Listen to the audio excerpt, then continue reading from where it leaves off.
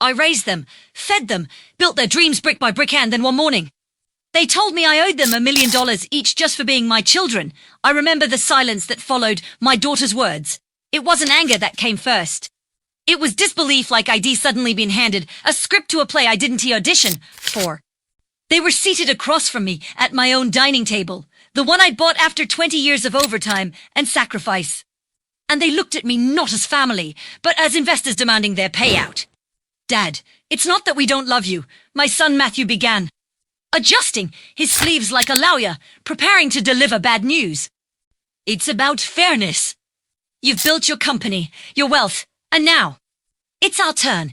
I stared at the two of them, my children, my blood, and wondered where I'd gone wrong. I'd always told myself I worked hard, so they'd never know what hunger felt like, what fear smelled like, what failure tasted like. And now, those very comforts had fermented into entitlement. I didn't respond that day. I simply stood up, left the room, undreamlessly fine-tuning. By the time the city lights blurred into streaks of amber and white, I realized something that would change everything. They wanted my money. Fine, they'd have to earn it. But before I gave them a cent, I'd make sure they understood what it meant to have nothing. It began, as all stories of transformation do, with a fracture, a quiet one. I called my lawyer the next morning. I'm taking a leave, I told him. Freeze all disbursements. Pause the transfers. Tell the board I'll be unreachable. He hesitated, then asked, unreachable for how long? Until I remember who I am. When I returned home, the house felt colder than usual. The kids were still there, confident, smug even, waiting for their $1 million answers. I walked past them without a word, went to my study, and took down an old leather journal one I hadn't touched since my wife, their mother, passed away. The pages still smelled faintly of her perfume. She would have known what to say, how to bring them back from this spoiled abyss. But she wasn't here. It was on me now. That night, I packed a suitcase. No announcement, no goodbyes. Just a small backpack passport, cash, my journal, and the photograph of the four of us from our last family trip before everything fell apart. I left a single note on the kitchen counter, greater than you wanted $1 million each. Earn it. I'm going to remember what life costs. The first flight I booked was to Tokyo. I didn't plan it, I simply chose the farthest. Loudest place I could think of, somewhere where I could vanish into a sea of strangers. When the plane took off, I stared out the window and watched the city shrink beneath me, feeling oddly weightless. At 58, I was supposed to be thinking about retirement, golf, and maybe a quiet house in the countryside. Instead, I found myself wandering the neon-lit alleys of Shibuya at midnight, watching teenagers laugh and old men sleep on park benches. I realized then how long it had been since I'd been part of the real world, the one that didn't revolve around quarterly reports and inheritance talks. In Tokyo, I met a bartender named Ren. She was in her late 40s, sharp-tongued, with the kind of eyes that had seen too much and didn't care anymore. You're running from something, she said on my second night there as she poured me a glass of Yamazaki. Not running, I said. Rewinding, she laughed softly. You think the past has a refund policy? Maybe it didn't, but I knew it had lessons. Over the next few weeks, I traveled. Kyoto, Bangkok, Marrakesh, Venice. Every city stripped another layer of my comfort away. I slept in hostels, ate street food, talked to strangers who didn't care who I'd been. And somewhere between a stormy night in Istanbul and a dawn ferry ride in Santorini, I began to feel something that had long been buried, freedom. Meanwhile, my absence made headlines back home. Billionaire, father vanishes after family dispute, the tabloids screamed. Matthew and Emily, my two golden children, were suddenly the faces of public curiosity. The vultures in the business world began circling, wondering if the empire would collapse. But I didn't care. For the first time in decades, I wasn't responsible for anyone's expectations. Still, as much as I told myself this journey was about rediscovery, I knew it wasn't entirely true. Deep inside, I was planning something else. A test. A reckoning. Revenge asterisk, perhaps not with guns or lawyers, but with perspective. One evening in Cairo, as the sun sank behind the Nile, painting the world in molten gold, I wrote in my journal, greater than they demanded, $1 million each. I will give them something worth more the truth of what that million costs, I started to make arrangements. Quietly, through my contacts, I began setting up betrayal tasks, challenges, invitations that would pull them across the same world I was now rediscovering. If they wanted their inheritance, they would have to follow my steps. Work for it, feel what I felt, lose what I'd lost. I reached out to my lawyer again, prepared 2 envelopes. I instructed, each with a ticket, a clue, and a condition. Deliver them 1 month from today. He hesitated. What's this about? A world tour. I said, their tour. My revenge. And as I looked out over the ancient river, I smiled for the first time. In years, not the forced smile of a businessman, but the raw grin of a man who'd finally taken back control of his story. I didn't yet know where this road would end. But one thing was certain: when my children finally stood before me again, they wouldn't be asking for money. They'd be asking for forgiveness. By the Lopsidel, I was standing at the edge of a cliff that seemed to touch the clouds. The wind was ferocious, biting through my jacket, howling like a beast unchained. I had chosen this place for a reason. It reminded me of myself, vast, raw, unyielding. According to my lawyer, the envelopes were delivered on the same morning, exactly 4 weeks after my departure. Inside, each contained 3 things: a one-way ticket, a handwritten note, and a photograph. The ticket was to Tokyo, the beginning of my route. The photograph was of me, standing before the Shibuya crossing. And the note, written in the same black ink I'd used for years. To sign contracts worth millions, simply read, if you wish to claim what you believe is yours, find me. Follow the path I've taken, step by step. There is no shortcut. Every place I've been holds a clue. When you reach me, you'll have earned what you demanded, or you'll have learned why you didn't deserve it. Matthew called my lawyer immediately. Emily posted about it on her social media first. Of course, my father's gone mad, she wrote to her followers, accompanied by a photo of the letter and a long caption, dripping with disbelief and scorn. It went viral within hours. I saw it from a small cafe as Wi-Fi in Ushuaia, the southernmost city in the world. The headline read, Eris calls father's disappearance a cruel game. I couldn't help but smile bitterly. They still thought it was about control. They hadn't yet understood that this was about awakening. Days turned into weeks. I traveled north, crossing into Chile, then Peru. I worked at a fishing dock for a few days, hauling nets alongside men who didn't speak my language but somehow understood my silence. In Lima, I met a young couple running a bakery out of their garage. They gave me bread without asking for payment. That night, I cried. Not from sadness, but from the overwhelming realization of how far I had drifted from human kindness. It was in Machu Picchu, while watching the mist roll over the ruins, that I received the first message from Matthew. I'm in Tokyo. Found your note in some bar called Ren's. She said you talked about us, about why you left. Said you were happy. What the hell are you doing? Dad!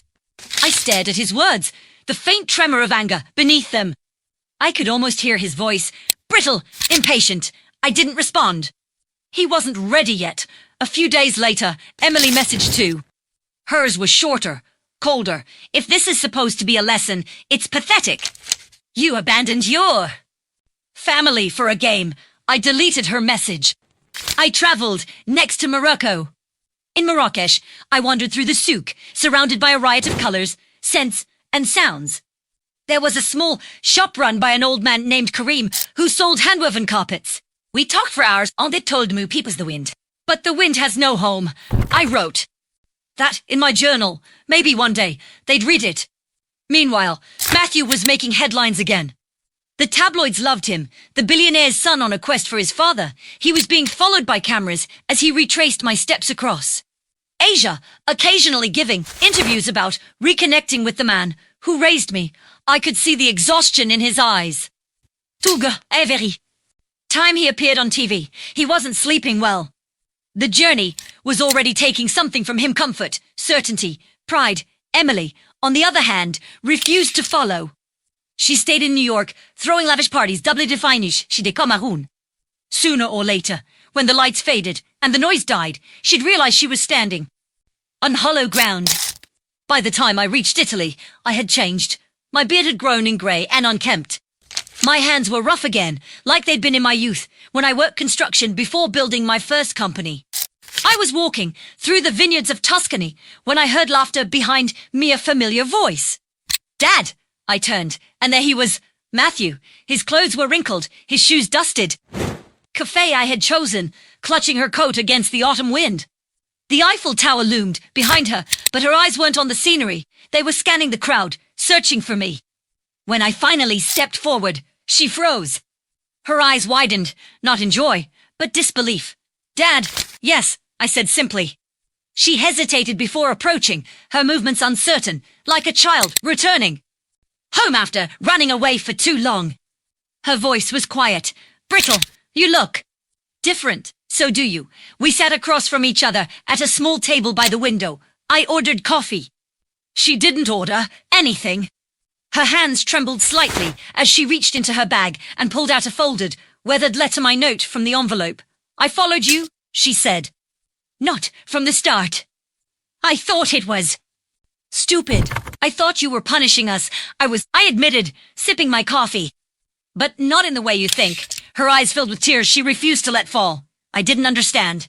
I thought love was supposed to make things easier. It doesn't, I said. It makes them heavier. Because it demands you carry the people you care about, even when they don't deserve it. She looked down at her hands, silent for a long while. Outside, the streets were alive with chatter and laughter, but our little corner felt detached from the world. Matthew told me what he's seen, she whispered. He said you made him travel like a pilgrim. That's what life is, Emily, a pilgrimage. You just never left the temple of your comfort before. She laughed softly, a sad. Alasund. You could have just told us all this, saved yourself a world tour. I did, I said, for years. You weren't listening. She blinked, biting her lip. So what happens now? You forgive us and we all hug and go home. No, I said gently. Now the real journey begins. She frowned, and I saw the old defiance flicker briefly in her eyes. What do you mean? Iman way. Go together this time, I said. You, me, and your brother. From here, across the last few places I've marked. No chauffeurs, no hotels, no credit cards. Just us. You want us to backpack, she said, incredulously. I smiled faintly. I want you to remember what it means to earn your steps. For a moment, she looked ready to protest. Then something shifted in her expression, a mixture of exhaustion and surrender. She nodded. Fine. One condition, which is you carry your own bag too. I laughed. For the first time in years, it felt genuine, unguarded. Deal. When we met Matthew 2 days later, at Gare du Nord, he looked at his sister like he was seeing a ghost. You came. Yeah, she said quietly. I ran out of things that weren't real. They didn't embrace. They just stood there, two strangers bound by the same blood, and 1,000 unspoken regrets. I could feel their discomfort, the unhealed wounds between them. It was perfect. Growth always begins in pain. Our next destination was Iceland. The cold bit through us as we led in Reykjavik, and by the time we reached the black sand, we were seal. The sound of the wind and crashing waves filled the space where words should have been.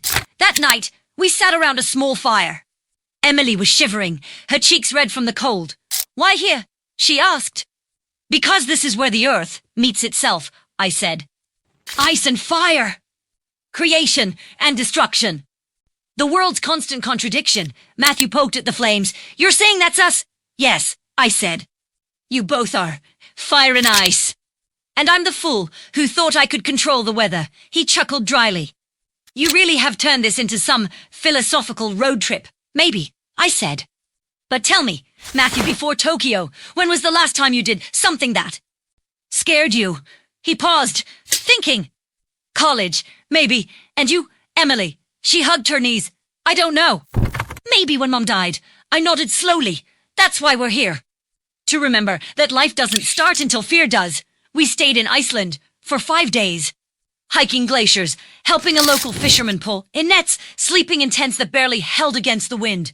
The siblings bickered, complained, laughed, cried. And for the first time, I began to see glimpses of the children. They once were there, laughter unpolished. Their faces raw and human. One morning, I woke early to find Emily sketching the horizon in her journal. She used to draw all the time when she was little, before the world convinced her it wasn't profitable. You kept it, I said softly. She looked up, you remember?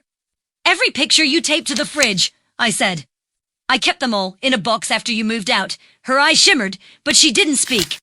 Sometimes silence carried more forgiveness than words. When we finally left Iceland, something had shifted among us. The distance that once defined our family was thinning, thread by thread. Yet I knew the journey wasn't over. There was one final stop, the end of the map, and the beginning of truth. As we boarded the plane to our last destination, I opened my journal and wrote a single line. Revenge is never about hurting. Others it's about forcing them to face what they've become. Matthew leaned over to read it. So what do we face next? I looked out the window as the clouds swallowed the plane. Home, I said. And what's left of it. But home wasn't waiting, as we remembered it. Because when we returned, we would discover that the real test hadn't been my absence, it had been what they'd done while I was gone. And the truth that awaited us there would shatter everything we thought we'd rebuilt. When the plane touched down in New York, the city no longer felt like home, it felt like a ghost wearing its own reflection. The skyline loomed the same, but beneath its silver spires. Everything had shifted, soured somehow, as if it had been waiting for our return to deliver. Our reckoning. Matthew was the first to speak as we exited the terminal. Feels different, he said, glancing around. Nothing changed, Emily muttered, but her tone betrayed uncertainty. We did. She was right. The world hadn't softened for us, we'd hardened for it. The noise, the crowds, the rush of taxis, all of it felt alien now. The lives we'd once. Lived here fast, shallow, transaction-driven, seemed grotesque in their familiarity. When we reached the house, I hesitated before unlocking the door. It looked immaculate, untouched since the day I'd left, but the moment I stepped inside, the air hit me like cold ash. Empty rooms have a way of holding echoes, and this one was filled with ghosts of laughter. Arguments, promises, and losses. Matthew! Huisledlo. Still smells like your cologne, Dad. Emily drifted toward the framed family portraits lining the hallway. Her hand trembled as she traced the edge of one, the four of us smiling on that trip to Greece. Her mother's arm around her shoulder. She'd hate what we became, she said softly. She would, I admitted. That's why we came back to decide whether we'll keep disappointing her. They exchanged glances. Uncertain, I led them into my study. On the desk lay two thick envelopes, one for each of them, sealed with wax. They looked at me in silence. What's this? Matthew asked. The end of the world tour, I said. Or the beginning, depending on what you do with it. They sat down as I handed them the envelopes. I didn't speak while they opened them. Inside each was a letter, a document, and a key. Emily unfolded hers first. Her lips parted as she read. This is the deed to the shelter on 9th Avenue. The Women's Center, you founded years ago. She looked up, shocked. You're giving it to me. I nodded. If you want it, but it comes with conditions. What kind of conditions? That you actually live it, work there, learn their names, hear their stories. No assistants, no. Staff to hide behind. It's yours if you earn it. She stared at me for a long time, then nodded slowly, tears spilling down her cheeks. Matthew's hands shook as he pulled out his own document, a purchase agreement for the boatyard in Maine. You loved the ocean once, I said, before you traded it for office. Where land met water. Maine's chill air stung my lungs, but it felt good honest. Every sunrise felt earned, every mile measured in quiet redemption. My old car, a rusting sedan from another life, coughed its way through the hills until I found the small cabin I'd bought decades ago but never used. It stood alone among pines and fog, a silent witness to time. I made a fire that night and opened my journal, now worn, its pages swollen from sea air and tears. I read through every entry, tracing the story backward. From Tokyo's neon, beginnings to the lake where I'd left my children whole again. The Eintod but of return, that summer notice. Every page had been written by a man who was trying to teach. But now, for the first time in my life, I had nothing. Left to teach, only to live. The next morning, I woke early and walked to the edge of the water. The lake was frozen over, a mirror of glass beneath a white sky. I watched the breath rise from my lips and thought of her, my wife. Her laughter, her steadiness, her quiet strength. She had been the balance between me and the chaos I called ambition. I knelt down and whispered, "It's done." They're safe. For a long time, I just sat there, the wind sweeping over the frozen water. The peace that settled in my chest wasn't triumph. It was release. Then unexpectedly a sound. Tires on gravel. My heart skipped. I turned and saw a familiar figure stepping out of a car, bundled in a thick coat, hair tousled by the wind. "Couldn't let you have." The dramatic ending alone, Emily called, smiling faintly. Behind her, Matthew emerged, carrying a thermos. "We brought coffee. Figured you'd forget to eat." I laughed. It was the kind of laugh that cracked open the ribs. "How did you even find me?" Emily shrugged. "You're not as mysterious as you think. Old man." Matthew grinned. "We read your journal." "The one you left in." "Zestudi." The pages led here. They walked toward me, their breath visible in the cold air. I noticed the changes, the steadiness in Emily's stride, the grounded calm in Matthew's eyes. They had seen things now, lived things. They were no longer running from my shadow. They were walking beside it. We sat together on the wooden dock, sipping coffee in silence. The world was so still that even the smallest sounder splash under the ice. The creak of the boards felt sacred. Emily was the first to speak. "I went back to the shelter," she said. "I've been there for a few weeks now. I help with the counseling program. They don't care who I am or what I used to be. It's grounding." I smiled. "You're finding your worth." She nodded. "I think I am." Matthew leaned forward, hands clasped. Bochard, it's harder than I thought. But there's something about fixing something with your hands. You can see progress. You can feel it. I'd forgotten. Premier c'est sauf. You're both building something that lasts. He looked at me. "And you? What now?" I stared out across the frozen expanse of the lake. "I think I'll stay a while. Maybe write again. Not about business or lessons, just about people. The ones who get lost and the ones who find them." Emily smiled faintly. "That's still teaching, you know." "Maybe," I said, "but this time it's not a lecture. It's a confession." The three of us sat there until the sun began to melt the edges of the ice. The light shimmered like liquid gold, and for a fleeting moment, I felt her again, my wife, the mother who'd once been the center of our orbit. "She'd be proud," Emily whispered. Matthew nodded. "Of all of us." I closed my eyes, letting the warmth of the sun and the weight of their words settle deep within me. "Then maybe," I said, "we finally did something right." Days passed in that rhythm, quiet mornings, long talks, shared silences. They stayed for a while, helping me patch the roof, chop wood, and cook simple meals. Healing that didn't need ceremony. One night, as we sat by the fire, I said something that had been lingering in my mind since the beginning. "You know," I began, "when you both asked for $1 million, I thought I'd lost you. But the truth is, I'd lost myself long before that. The money was never the poison, it was the armor. Première warite. So long I forgot who I was." Matthew looked into the flames.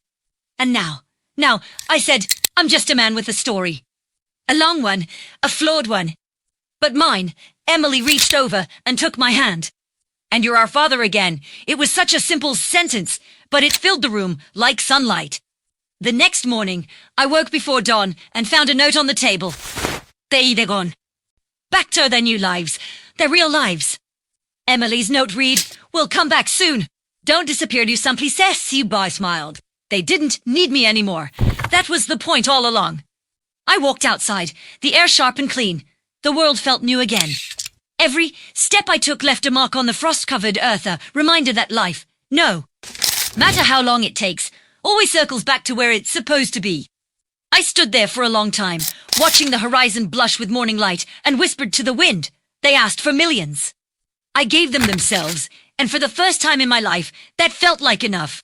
Spring came slowly that year, as if time itself was cautious not to disturb the quiet I had built in. That cabin? The ice on the lake cracked and melted day by day, revealing ripples of silver water that caught the light like broken glass. The world was thawing, and in some quiet way, so was I. Every morning I brewed coffee, stepped outside, and listened to the birds returning.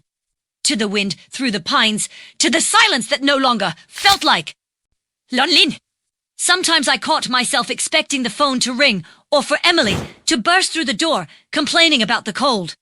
Sometimes, when the loneliness was sharp, I even missed the noise of my old life, the bored meetings, the endless calls, the rush of relevance. But those moments passed quickly. The peace I had earned was the kind that stayed deep and humbling. Then one afternoon, as I was stacking wood, a truck pulled into the gravel drive. It was Matthew's, paint-splattered, dented, but unmistakably his. He stepped out wearing work gloves and a grin I hadn't seen since. He was 16. You still alive out here? Old man. I laughed. Barely. You? He nodded toward the truck bed. Got something for you. Inside was a small, wooden dinghy finished, the hull sanded smooth but still bare of paint. You built this? I asked, running my hand along the frame. He nodded. At the yard. Thought you might want something to take out on the water. I stood there for a long moment, pride and ache tangling in my chest. You've been busy. He smiled. Keeps me grounded. We rebuilt 3 boats this month. Small ones, but it's a start. You did it, I said quietly. You found your purpose. He shrugged. You showed me where to look. We worked together that afternoon, sanding the boat, sealing the edges, painting it a deep blue that caught the light like an evening sky. When we pushed it into the lake, it glided out like it had been waiting for us. As we stood there, watching the little boat rock gently on the ripples, Matthew said something that caught me off guard. You know, Em's been talking about expanding the shelter. She wants to open one in Boston. Asked if you'd help. I raised an eyebrow. Me, I'm retired from saving the world. He chuckled. Yeah, well, she doesn't think so. We spent the evening on the porch, talking about nothing and everything, how the yard was doing, the people he'd met, the letters Emily sent him weekly. Filled with stories of the women she worked with. She was alive again, in the truest sense. As the stars appeared, Matthew looked out over the lake and said, Do you ever think she sees? U.S. Mum, I took a deep breath. I think she never stopped. He nodded, quiet for a long time. I wish she'd been here for all this. So do I said. But maybe she had to go, so we could find our way back to each other. A week later, he left, promising to visit again soon. When his truck disappeared down the road, the silence returned, but it was softer now, full of presence instead of absence. Mont passé hiding writing. Not the way I used to with ambition or purpose, but with honesty. Pages filled slowly, not with lessons but with stories of the people I'd met on my journey. Ren, the bartender in Tokyo.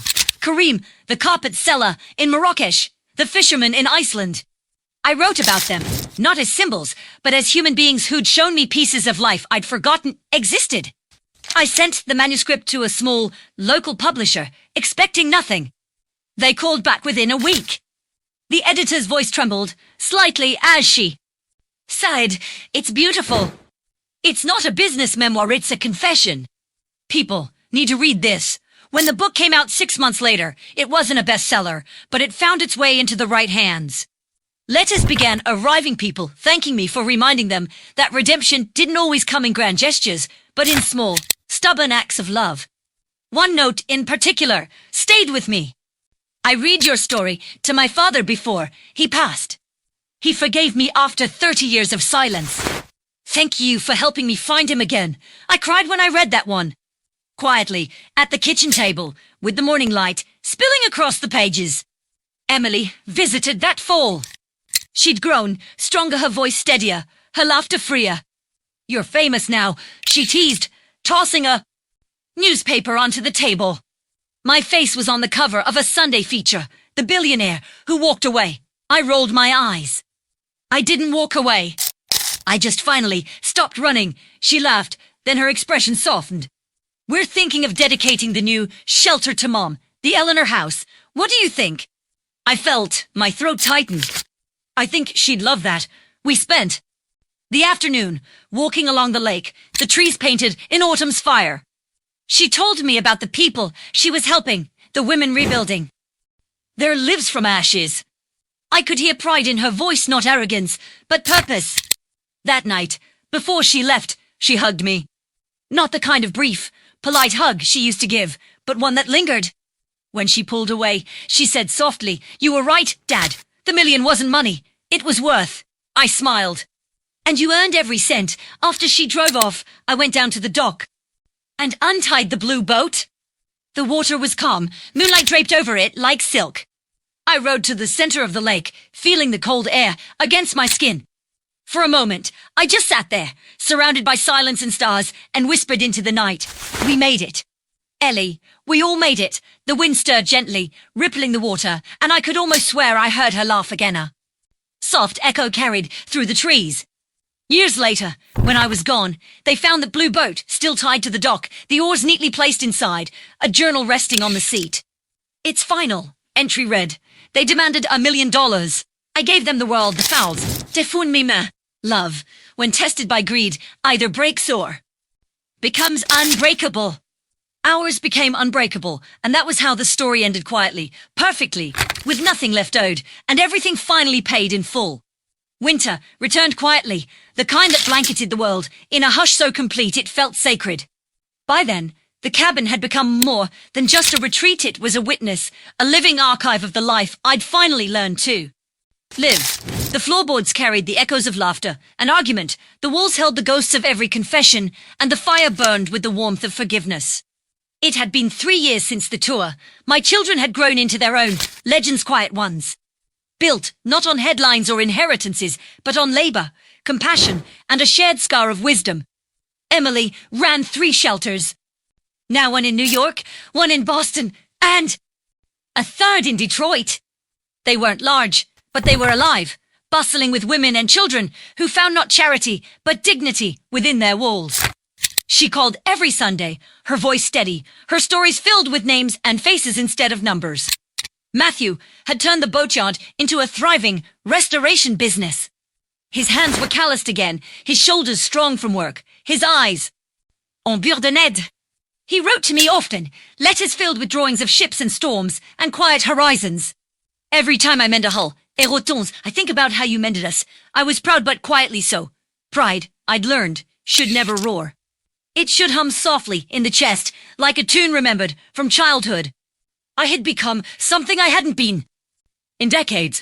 Still, my mornings were spent tending to the land, my afternoons writing letters or reading, my evenings staring at the fire. The world outside roared on, but I was content to let it pass. Until one morning, I found a letter waiting at my doorstep, delivered by hand. The handwriting stopped me cold. It was Emily's, but not quite. Shakier. "Dad, there's something we need to tell you, in person. We're coming up this weekend. Please don't go anywhere." The weekend came cloaked in snow. The trees stood still, as if holding their breath. I felt a twinge of anxiety. I hadn't known in years, some old instinct whispering that change was on the wind again. By dusk, their car appeared down the road. I met them outside, and the moment I saw their faces, my heart sank. Emily's eyes were red, her cheeks pale. Matthew's jaw was tight, his hands shoved deep in his coat pockets. "What happened?" I asked immediately. Emily swallowed hard. "It's Mom." The words hit me like a blow, though they made no sense. "Your mother's gone," I said softly. "We said goodbye to her years ago." Emily nodded. "I know, but some to follow," admitted me. Inside, the fire crackled, but the warmth did little to ease the chill that had crept into the room. Emily pulled an envelope from her bag and set it on the table. The paper was yellowed with age. My name was written on it in her handwriting, Eleanor. I sat down slowly, my fingers trembling as I reached for it. "Where did you find this?"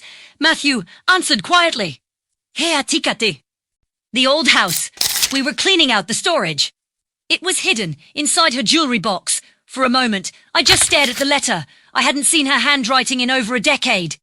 It was unmistakable, elegant, strong, with a slight lean to the right, as if her words were always hurrying toward meaning.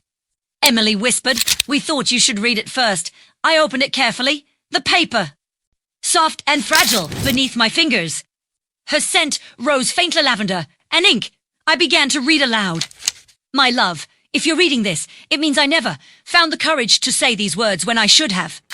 I've seen the way the world takes pieces of you, year after year. And I've stayed silent because I thought that was what a good wife did, stand beside her husband as he conquers the world. But now I see the truth. You were never meant to conquer it. You were meant to feel it. Promise me that when I'm gone, you'll remember that the children don't need your empire, they need your presence. They won't ask for your money. They'll ask for your attention. And if you ever forget that, if you ever lose yourself in the noise of your own making, I hope something will shake you awake. You have always believed that love must be earned. It doesn't. It only needs to be given, freely, over and over again. Take them somewhere quiet one day. Let them see who you are without the world watching. Let them see the man I fell in love with, the one who laughed in the rain, who worked with his hands, who believed life could start over at any age. And if you ever take them on a journey, make it one that brings them home again. Always, Ellie, when I finished, silence filled the room. I couldn't breathe for a long moment. My chest felt both heavy and hollow, like I was carrying a cathedral of memories inside me. Emily's voice broke the silence. She knew. Matthew nodded slowly. Ewal! Thing you did the trip, the letters, the lessons it's like. She predicted it. I looked down at the paper, my vision blurring. No, I whispered. She didn't predict it. She planted it. The fire popped, a single spark leaping toward the hearth. Emily reached across the table and took my hand. You did what she asked. Dad, you took us on the journey. You brought us home, and in that moment, I realized the truth. I hadn't been the architect of our redemption. I had been following her blueprint all along. The world tour wasn't just my rebellion, it was her legacy, whispered through memory, completed by love. The next morning, I walked down to the lake. The snow was falling in slow, deliberate flakes, softening everything it touched. I carried the letter with me and set it gently in the little blue boat. The water lapped against the wood like a heartbeat. I lit a small candle, placed it beside the letter, and pushed the boat out into the lake. It drifted slowly, glowing faintly in the mist, until it was swallowed by the distance. When I turned back, my children were standing there, side by side. No words were needed. We stayed until the light faded, until the lake turned to silver and the world to silence. And in that silence, I could almost hear her voice, steady, kind, eternal. You brought them home. Years later, when Emily would tell this story to her own children, she always ended it the same way. Your grandfather didn't give us money. He gave us the map back to love. And your grandmother, Keishi, was the compass that guided him, and somewhere beyond time, beyond loss, I like to think that Ellie and I were smiling together, watching them carry forward the only true inheritance we ever meant to give. The following spring was unlike any before it, soft, almost reverent, as if the world itself had read her letter and decided to breathe more gently around us. Snowmalt whispered down the hills into the lake, wildflowers bloomed along the cabin's edge, and for the first time in decades, I began to feel something I'd forgotten how to name. Peace that didn't demand to be earned. In the weeks after Ellie's letter, everything changed, though quietly, like a curtain being drawn back from the light. I found myself rising earlier each day, not from habit, but from gratitude. The cabin became less a retreat, and more a sanctuary. Matthew and Emily visited often, sometimes separately. Sometimes together, and the house filled again with laughter that didn't echo like ghosts but hummed like life returning. A morning, I watched the company logo flicker and die on the giant screen in the boardroom. The same logo my brother once swore would become a household name. Now, it was nothing more than a digital tombstone. The investors' voices echoed in the background, rage, disbelief, and panic, but I couldn't hear any of it clearly. All I could hear was my own voice, calm and bitter, repeating the words I'd waited years to say.